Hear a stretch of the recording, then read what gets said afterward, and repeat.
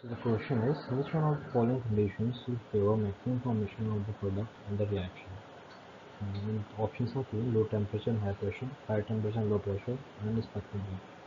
So we will solve this equation with the help of Lee-Chapier's principle. Lee-Chapier's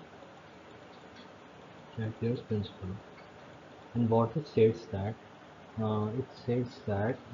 when system experiences a disturbance such as concentration, temperature, or pressure, when it changes, it will respond to restore a new equilibrium state. So it wants to form is this which actually principle in simple language says that it will form a new equilibrium. So it will always try to build a equilibrium. So it will oppose the change. So here the change in the question, temperature and pressure are changed in the reaction.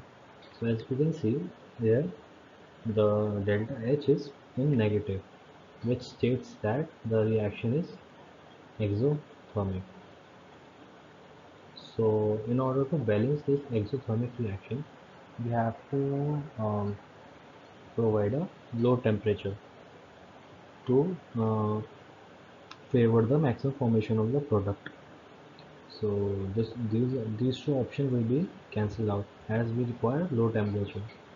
And here, as we can see, there is 1 mole of A2 and 1 mole of B2. And then so total there are 2 moles, and it is forming 1 mole. So so the pressure is increasing, and so we have to increase the pressure in order to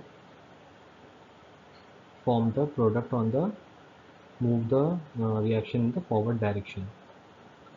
So the answer will be low temperature and high pressure, because as there are 2 moles here and 1 mole here, so we have to move the reaction in the forward direction, and to move the reaction in the forward direction we have to increase the pressure.